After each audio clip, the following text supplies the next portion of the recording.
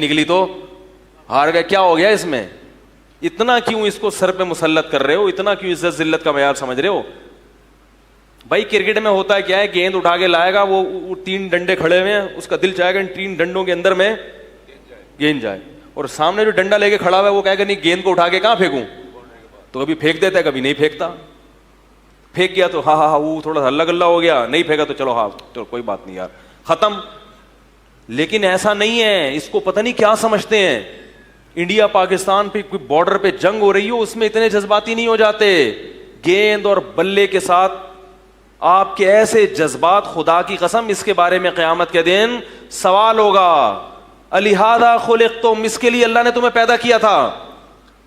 افحسبتم انما خلقناکم عبثا, اللہ قیامت کے دن کہتے ہیں میں پوچھوں گا کیا تم نے یہ گمان کر رکھا تھا ہم نے تم کو بیکار پیدا کیا ہے؟ ان فالتو چیزوں میں اتنی دلچسپی. افحسبتم, بھائی مسجود ملائکہ ہے, انسان کو دنیا میں لانے کے لیے انتظام کیا گیا ہے, یہ اتفاق سے پیدا نہیں ہوا. پوری کائنات انسان کے لیے سجائی گئی ہے, پوری کائنات انسان کے لیے بنائی گئی ہے. پھر جب پیدا کیا فرشتوں کو اعتراض ہوا کہ کیوں, اللہ نے کہا اعلم ما لا تعلمون, اس کے بارے میں وہ کچھ جانتا ہوں جو تم نہیں جانتے. پھر فرشتوں کو حکم دیا اس کو سجدہ کرو, بہت عظیم مخلوق پیدا کر رہا ہوں. فرشتے جب یہ دیکھتے ہوں گے کہ کرکٹ کے چھکوں پہ کیسا 2 فٹ اچھل رہے ہیں یہ پوری قوم, اور چوکوں اور چھکوں پہ جناب ایسے ان کے جذبات, کسی کو ہارٹ اٹیک ہو رہا ہے, کوئی بے ہوش ہو رہا ہے, کوئی خوشی سے پاگل ہو رہا ہے, کسی کے آنکھوں سے آنسو نکل رہے ہیں, تو فرشتے کہتے ہوں گے اللہ اس کو سجدہ کرایا تو نے, اس سے زیادہ مہذب تو ہم ہیں. نسبح بحمدک ونقدس لک, جو ہر وقت باوضو ہو کے تیری حمد و ثنا کرتے ہیں, اس کو بنا دیا تو نے مسجود ملائکہ. اللہ کو پتا تھا ایسے لوگ ہوں گے, اس لیے اللہ نے کہا اعلم ما لا تعلمون, میں جانتا ہوں جو تم نہیں جانتے. کیا مطلب؟ اس کے علاوہ بھی کچھ لوگ ہوں گے, سارے ایسے نہیں ہو جائیں گے. تو اس لیے میرے بھائی سارا دن انہی فضولیات سے فرصت ملے گی تو اللہ کے پیغمبروں کی دعوت سننے کا ٹائم ملے گا آپ کو. انہوں نے کیا کہا ہے, ہم کیوں دنیا میں آئے, کیوں پیدا ہوئے, ہم سے کن باتوں کا قیامت کے دن سوال ہوگا. ان سوالات کی تیاری کے لیے ٹائم نہیں ہے, سننے کے لیے ٹائم نہیں ہے, تو تیاری کے لیے کہاں سے ٹائم ہوگا. یہی وجہ ہے کہ بڑے بڑے فنکار اور گلوکار ہم نے دیکھے ہیں کہ جن کو جب سمجھ میں بات آئی تو انہوں نے شوبز کو ہمیشہ کے لیے چھوڑ دیا. آپ سے ایک فلم نہیں چھوڑی جا رہی, اور وہ جو فلموں میں ہیرو آیا کرتا تھا اس نے ہمیشہ کے لیے فلم انڈسٹری کو لات مار دی. اس کو پتا چل گیا کہ مجھے اللہ نے کیوں بنایا ہے, مگر اس کی فلم دیکھنے والے کو پتا نہیں چل رہا کہ اللہ نے مجھے کیوں بنایا ہے. بڑی بڑی قربانیاں ہیں. آج دیکھو علماء کے پاس جو لوگ بیعت ہیں, جو ان سے تعلق ہیں, ان میں بڑے بڑے گلوکار بھی ہیں. امریکہ کے گلوکار ہیں بڑے بڑے جنہوں نے توبہ کی ہے, جو توبہ کر کے اسلام کی طرف آئے اور ان چیزوں کو ہمیشہ کے لیے. خیر سعید انور کو دیکھو, کھلاڑی تھا نا بہت بڑا, ایسی توبہ کی ہے کہ اب اس کا نام بھی کہیں پلیئر کے طور پر بولتے کیوں نہیں. اور بھی بہت سو نے توبہ کی, مگر کی تھوڑا تھوڑا ٹچ میں. چلو اچھا ہے, اللہ ان کی مغفرت کرے, کوئی کوتاہی ہے تو اللہ معاف کرے, کچھ تو آئے. لیکن سعید انور جو ہے نا کھلاڑی, انہوں نے پلٹا کیسا کھایا ہے, بولو بھائی, چھوڑ دو. توبہ کی ہے تو بس سب کچھ.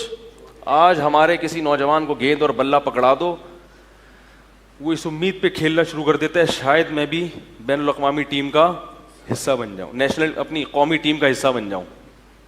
ہمارے محلے میں ایک صاحب تھے, وہ ٹیم میں شامل ہونے کی کوشش کی, اس نوجوان نے بہت محنت کی, فٹ بالر تھا وہ, تو جو فٹ بال کی جو ٹیم ہے نا وہ چاہتا تھا میں اوپر سطح پہ جاؤں. کئی سال اس نے فٹ بال میں لگائے, ایکسرسائز, اور اتنا بہترین فٹ بالر بن گیا تھا, مگر اس کی سلیکشن نہیں ہو سکی. تو مینٹلی کیا ہو گیا, سیٹنگ آؤٹ. تو اس سے کوئی بولے کہ بھائی تم تو کرکٹ کی زیادہ ہمارے یہاں ملک میں ویلیو ہے فٹ بال سے, اس سے کوئی پوچھے کہ تم تو فٹ بال میں جا رہے تھے, نہیں جا سکے, تمہارا مینٹل, تمہاری سیٹنگ آؤٹ ہو گئی. ہم ایسے کھلاڑیوں کو بھی جانتے ہیں جو اوپر تک پہنچ چکے تھے مگر انہیں چھوڑ دیا بالکل. تو جب بات سمجھ میں آ جاتی ہے تو بادشاہ چھوڑنا بھی آسان. کھیل چھوڑنا یا فلم انڈسٹری سے توبہ کرنا یہ تو بہت بات کی چیز ہے. وہ بادشاہ سے بھی توبہ کر لیتے ہیں اگر ظلم کر رہے ہوں. اور جب بات سمجھ میں نہیں آتی تو میرے بھائی پھر دیکھتے رہو سارا دن ٹی وی کے آگے کرکٹ کے میچ. اور جب میں بیان کرتا ہوں تو بولتے ہیں ان مولویوں کو پتہ نہیں کیوں تکلیف ہوتی ہے ہمارے کرکٹ دیکھنے سے. میرا بیان ہوا تو اس پہ ایسے ہی کمنٹس آئے تھے لوگوں کے کہ مولویوں کو پتہ نہیں کیوں تکلیف ہو رہی ہے. ہم اگر ملک کی محبت میں کرکٹ کے میچ دیکھ رہے ہیں تو کیا جا رہا ہے؟ ملک کی محبت میں تم اپنا ٹائم ویسٹ کر رہے ہو. سمجھ رہے ہو کیا کر رہے ہو؟ اپنا ٹائم ویسٹ کر رہے ہو. کہہ رہے ہیں اس میں کون سا ناجائز ہے؟ کیا ٹائم ویسٹ ہو رہا ہے آپ کا بہت زیادہ. کوئی ویژن بناؤ, کوئی مقصد بناؤ, اس مقصد تک پہنچنے کی کوشش کرو, اور اس مقصد کے درمیان میں جو بھی چیز رکاوٹ بنے گی اس رکاوٹ کو اپنے راستے سے ہٹا دو. بولے ہم نے یہ ہدف ہے, یہاں تک پہنچنا ہے, اس میں کرکٹ رکاوٹ بن رہا ہے اس کو لات مار دو, اس میں ڈرامے فلم میں رکاوٹ بن رہے ہیں ہٹا دو اس کو راستے سے. اور اگر کوئی ویژن ہی نہ ہو, کوئی مقصد ہی نہ ہو, پھر دیکھو بھائی, کیونکہ پھر تو لائف کو انجوائے کرنا ہے تو پھر کرکٹ بھی دیکھو, فلمیں بھی دیکھو, بلکہ میں کہتا ہوں پھر گٹکے بھی کھاؤ, اور پھر تھوڑا سا سٹے مٹے بھی لگاؤ, اور پھر پینے پلانے کا جو لوگ کہتے ہیں, میں نہیں پیتا الحمدللہ, جو پینے والے ہیں وہ کہتے ہیں پینے میں جو مزہ ہے وہ کسی اور چیز میں نہیں ہے, وہ پھر پیو. کیا کرو بھائی؟ پیو, پھر اس میں بہت مزہ آتا ہے, سنا ہے. ٹھیک ہے, تو پھر تمیز سے مزے اڑاؤ نا. پھر یہ کیا آدھے تیتر آدھے بٹیر. قرآن مجید میں اللہ تعالیٰ کے ارشاد ہے, قد افلح المؤمنون الذین هم فی صلاتهم خاشعون والذین هم عن اللغو معرضون. مومنین کامیاب ہو گئے جو نمازوں میں خشوع پیدا کرتے ہیں اور لغویات سے اعراض کرتے ہیں. لغو کام جس کا نہ دین کا کوئی فائدہ نہ دنیا. میں آپ کو انٹرٹینمنٹ سے یا تفریح سے منع نہیں کر رہا, ٹائم ویسٹنگ سے منع کر رہا ہوں. تفریح وہ کرو جو صحت کے لیے بھی اچھی ہو اور اس میں کچھ نالج بھی ہو آپ کو. کرکٹ کی نالج سے کوئی فائدہ نہیں ہے.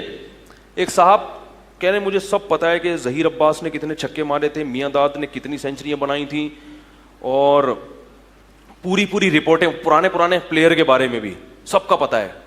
ایسے لوگ ہوتے ہیں, اتنی دلچسپی ہے کرکٹ سے, جو پوچھو بتائیں گے. میں نے کہا میری نظر میں ان چیزوں سے جاہل رہنا یہ معلومات سے. ہم بھی بڑے کرکٹ کے کھلاڑی رہے تھے مگر اب نام بھی کھلاڑیوں کے معلوم نہیں. میں نے جب وہ آفریدی صاحب جامعۃ الرشید آئے نا تو میں نے بیان کا, میں نے کہا وہ پورا نام ان کا کیا ہے؟ شاہد آفریدی. تو مجھے پورا نام معلوم نہیں تھا. میں نے کہا پورا نام آپ لوگوں سے پوچھا تو اس پہ کسی نے کمنٹس کیے یہ مولوی بہت فنٹر بننے کی کوشش کرتا ہے, ایسا گھننا بن رہا ہے, اس کو شاہد آفریدی کا نام ہی نہیں پتا. اس کو نہیں پتا تھا کہ ہم واقعی اتنے بیوقوف ہیں کہ ہمیں نام معلوم نہیں ہے. واقعی نام معلوم نہیں ہے ہمیں, کیونکہ جب ہم نے کرکٹ کو چھوڑ دیا. کرکٹ کھیلنا برا نہیں ہے, کھیلو, آپ میدان میں جا کے کھیلو, ایک کھیل ہے, ایک جائز تفریح ہے. لیکن بین الاقوامی میچز میں جو اتنی زیادہ دلچسپی لی جا رہی ہے اور سارا دن ٹی وی کے آگے بیٹھ کر دل کی دھڑکنیں, ایسی دھڑکن تو لوگ اپنے باپ اور ماں کو نہیں دیتے, پورے دل نکال کے میز پہ رکھ دیتے ہیں سامنے کہ اب آفریدی تمہارے ہاتھ میں ہے یہ دل, تم نے چھکا مار دیا تو یہ دل دھڑکے گا, ورنہ یہ دل. اتنا باولا ہونے کی ضرورت بولو بھائی نہیں. ٹائم ویسٹنگ ہے, حلال حرام کی بات نہیں ہے. کرکٹ کو ناجائز کوئی بھی نہیں کہے گا, لیکن ایسی چیز میں ٹائم کیوں ضائع کر رہے ہو جس کا نہ دین کا فائدہ نہ دنیا. تو آپ جائز تفریحات میں وقت لگائیں, اس سے کیا ہوگا, اس کے دنیا کے بھی فائدے اور آخرت کے بھی. رسول اللہ صلی اللہ علیہ وسلم نے ہمیں بتایا ہے کہ جائز تفریح کیا ہوتی ہے, جائز کھیل کیا ہے. ہم لاوارث تھوڑی ہمیں پتہ نہ ہو, ہمیں ہر چیز اللہ کے نبی سے پوچھنی ہے. یا رسول اللہ دنیا کھیل رہی ہے, دلچسپی لے رہی ہے کرکٹ میں, ہم کیا کریں, ہم مسلمان ہیں, ہم کچھ نہیں کھیلیں. آپ نے فرمایا کھیلو, کل لہو باطل, ہر کھیل باطل ہے, الا ثلاث, فرمایا صرف 3 کھیل ہیں جو میری امت کے لیے کیا ہیں, جائز ہیں. وہ 3 میں اصل میں 3 نہیں ہیں. حدیث میں جب بھی کوئی ایسا عدد آتا ہے تو مراد اس ٹائپ کی جتنی بھی چیزیں ہوں گی وہ کیا ہوں گی, جائز ہوں گی. فرمایا ملاعبۃ الرجل اہلہا, اپنی زوجہ سے خوش مزاجی کی بات چیت کرنا, بیوی کے ساتھ, بیگم کے ساتھ. اگر کوئی ایسا کام کر رہے ہیں نا, ایسی تفریح پہ گھومنے گئے یا اماں کے گھر چلے گئے یا ویسے ہی ٹہلنے چلے گئے, تو اگرچہ وہ وقت بظاہر ضائع ہو رہا ہے مگر شریعت کی نظر میں وہ ضائع نہیں ہے. وہ شریعت اس کو ٹائم ویسٹنگ نہیں کہتی, کیونکہ اس سے تعلقات کیسے ہوتے ہیں, اچھے ہوتے ہیں. بیگم بولے گی میرے کو ٹائم دیتا ہے بھائی, نیک آدمی ہے. بچوں پہ اچھے اثرات پڑتے ہیں, بچے وہ ہمارے ابو امی میں اتفاق سے محبت ہے بھائی آج تو بیٹھے ہوئے باتیں کر رہے ہیں, ابو امی کے ساتھ کیا کر رہے ہیں, آج گپ شپ لگا رہے ہیں.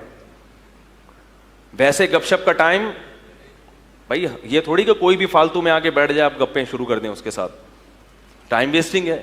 لیکن اللہ کے رسول صلی اللہ علیہ وسلم نے زوجہ کو اس سے کیا کیا, مستثنا کیا. دوسرا فرمایا کہ گھڑ سواری, گھڑ سواری میں جو ریسنگ کا مقابلہ ہوتا ہے اس میں آپ صلی اللہ علیہ وسلم نے ترغیب دی ہے, کیونکہ اعز مقام فی الدنا سرج سابح وخیر جلیس فی الزمان کتاب. متنبی سے کسی نے پوچھا, متنبی نے ایک شعر کہا کہ سب سے بہترین مقام مرد کے لیے, جس پہ مرد بیٹھا ہوا اس مقام پہ سب سے زیادہ مرد لگ رہا ہوتا ہے, وہ تیرتے ہوئے گھوڑے کی پشت ہے.